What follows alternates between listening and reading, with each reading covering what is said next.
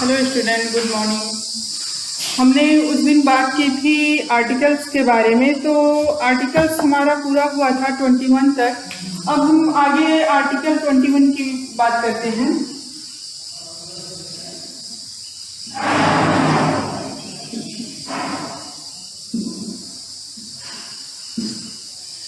Second semester के लिए है ये।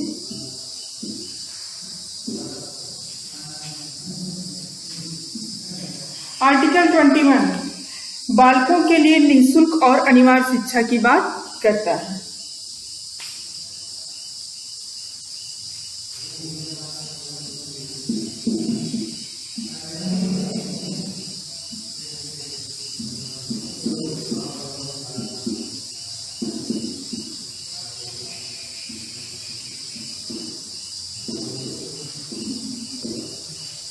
निःशुल्क और अनिवार्य शिक्षा।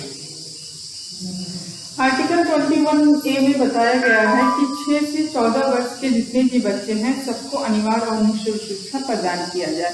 लेकिन ये बात आर्टिकल 45 में भी कहा गया कि संविधान लागू होने के 10 वर्ष के अंदर जितने भी बालक हैं 6 से 14 वर्ष के, उनको निःशुल्क शिक्षा दिया जाए। लेकिन ये हो नहीं पाया और उसके बाद इसमें 21 आर्टिकल 45 में ही 21 जोड़ा गया और उसको संवैधानिक अधिकार से एक मौलिक अधिकार बना दिया गया। उसके बाद है आर्टिकल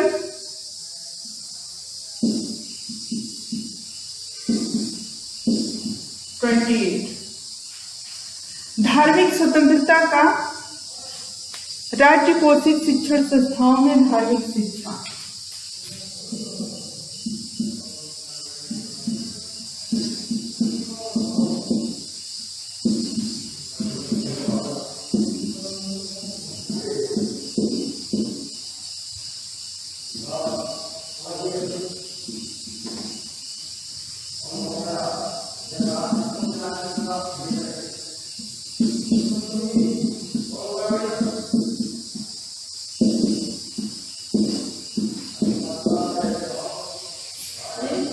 आर्टिकल 28 में बताया गया है कि राज्य पोषित शिक्षण संस्थाओं में धार्मिक शिक्षा एवं उपासना का निषेध। तो किसी भी यहाँ पर आर्टिकल 28 के तहत 4 प्रकार के ऐसे विद्यालय बताए गए हैं जहाँ पर धार्मिक शिक्षा निषेध है। जैसे इसमें राज्य पोषित, जो राज्य के द्वारा सहायता प्राप्त विद्यालय है, और जो राज्य से किसी भी तरीके की सहायता लेती है, या फिर जो सरकार द्वारा किसी भी तरीके की वित्त पोषित संस्थाएं हैं, शिक्षण संस्थाएं हैं, उसमें किसी भी तरीके की धार्मिक शिक्षा नहीं दी जाएगी। और ये बात आप देखिए, उड़ के घोषणा पत्र से ही ये बात सामने आई है कि किसी भी विद्यालय में धार्मिक शिक्षा निषेध, यानी कि धार्मिक तटस्थता की नीति को अपनाया गया। उसके बाद हम बात करते हैं अनुच्छेद 29A के बारे में।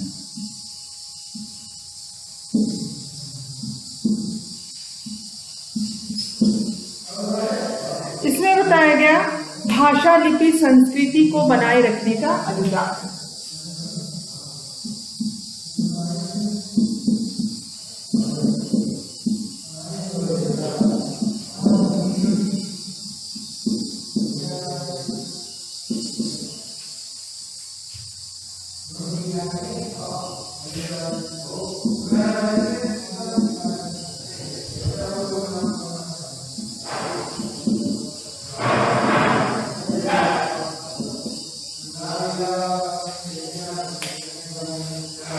देश के सभी नागरिकों को, चाहे वो कोई भी भाषा बोलता हो, कोई भी लिपि यूज करता हो, किसी भी कल्चर का हो, उसको अपनी भाषा और संस्कृति को बनाए रखने का अधिकार है। उसके साथ किसी भी तरीके का मतलब दबाव नहीं रहेगा कि आप इस कल्चर को नहीं, इस कल्चर को यूज करो, या आप इस भाषा को नहीं, उस भाषा को यूज करो। उसको स्वतंत्रता पूर्वक अपनी भाषा का, अपनी लिपि का, अपने कल्चर का यूज करने का पूरा अधिकार प्राप्त है। अगला है अनुच्छेद 29(2).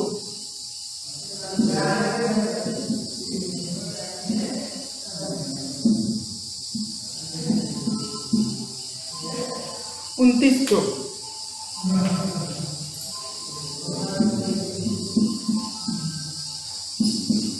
नागरिकों को शिक्षण संस्था में प्रवेश का अधिकार।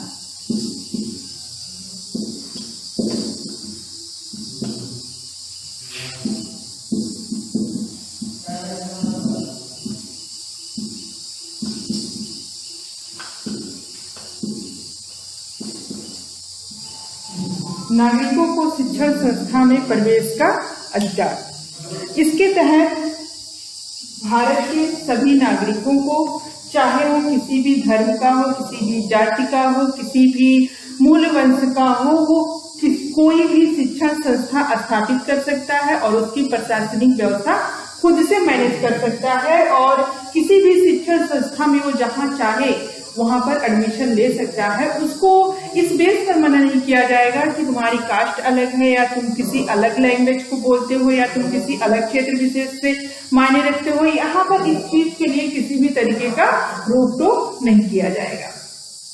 अगला है अनुच्छेद 30, अल्पसंख्यकों की शिक्षा।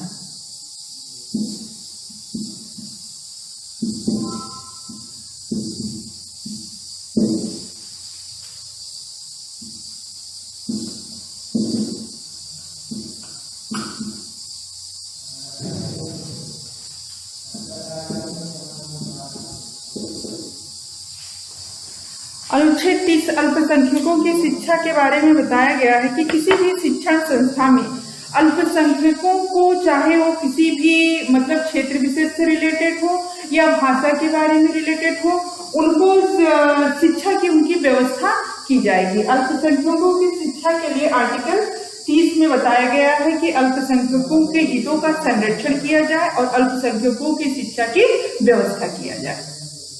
और अगला है आर्टिकल 45।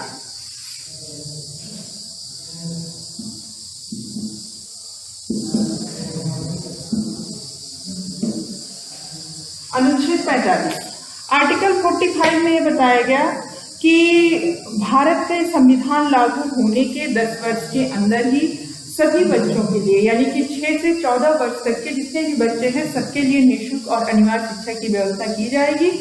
लेकिन इसका अगर जो सर्वेक्षण किया जाए तो देखा जा सकता है कि इतना लॉन्ग टाइम होने के बाद, यानी कि जब सर्व शिक्षा अभियान लागू हुआ तब तक भी हम 100% साक्षरता को नहीं प्राप्त कर पाए थे। और जो अनिवार्य और निःशुल्क शिक्षा की बात है, इसको संवैधानिक अधिकार था और इसी में 21A जोड़कर इसको मूल अधिकार बना दिया गया, जिससे कि समाज के जो निम्न वर्ग हैं, अनुसूचित जाति हैं, जनजाति हैं और अदर पिछड़े लोग हैं, सभी के लिए शिक्षा की व्यवस्था हो पाए। अगला है अनुच्छेद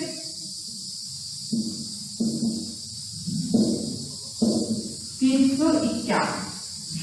अनुच्छेद 351 में हिंदी भाषा के प्रचार प्रसार के लिए बात की गई। इसमें कहा गया है कि हिंदी भाषा का ज्यादा से ज्यादा प्रचार किया जाए और हर कोई हिंदी को अपने भाषा के रूप में स्वीकार करे, अपने मातृभाषा का यूज करे। वैसे भी बेसिक शिक्षा पद्धति में और अदर जितने भी शिक्षा एजुकेशन स्कीम बने हुए हैं, चाहे नेशनल करिकुलम 2005 ले लीजिए, सब में मातृभाषा को और हिंदी भाषा को वरीयता दिया गया है। तो ठीक है बच्चों, आप इसको पढ़ लीजिए और कोई प्रॉब्लम होगी तो बताइएगा, फिर से रिपीट कर दिया जाएगा और नेक्स्ट क्लास में मिलते हैं जिसमें आपको बाल अधिकारों के बारे में बात किया जाएगा। थैंक्स।